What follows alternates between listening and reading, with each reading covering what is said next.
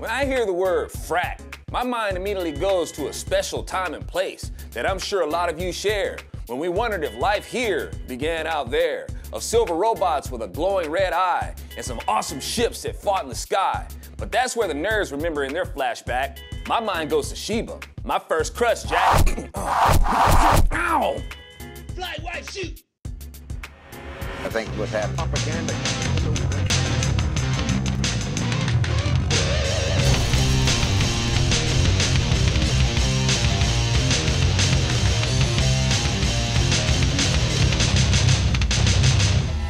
Here's a childhood crush, baby. Love you.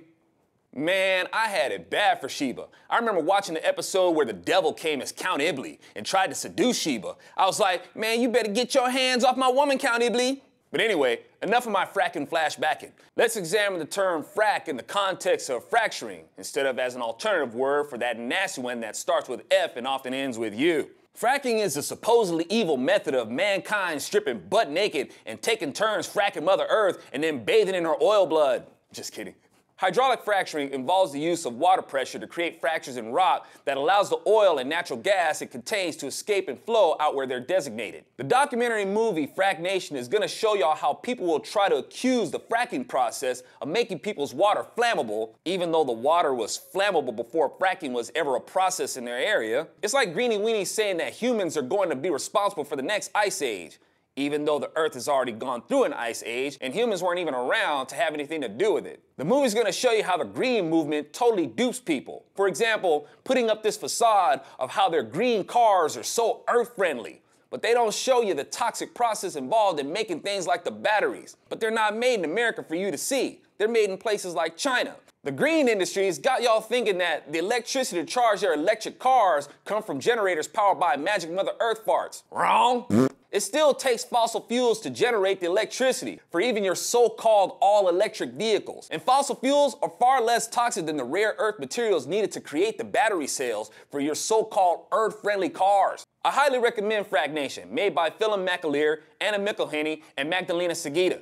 It's a great counter to the self-righteousness of the Hollywood elite, who is dependent on a boogeyman to stay in business. They position themselves as the heroes who are against all things fossil fuels. They care about the earth more than they care about the fact that people are having a really hard time making ends meet, due to the fact that liberals keep us dependent on foreign oil and force us to subsidize an industry that blows, literally.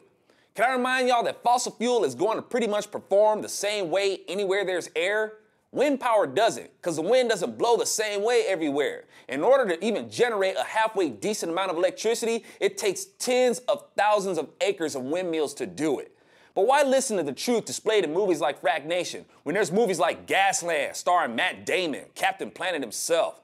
A rich guy who makes money by getting you to hate other rich people for supplying you with useful products. Y'all are gonna laugh when you see the details displayed about Gasland and FrackNation. FrackNation is insightful and funny, as truth often is, especially when the truth is inconvenient to those who try to sell their falsehoods to us. I'm AlfonZo Rachel with ZoNation, and FrackNation's okay with us. We totally support getting our frack on so we can get the frack off foreign oil and stop getting frackety frack by the green industry. Man, you better get your hands off my woman, Count Iblis.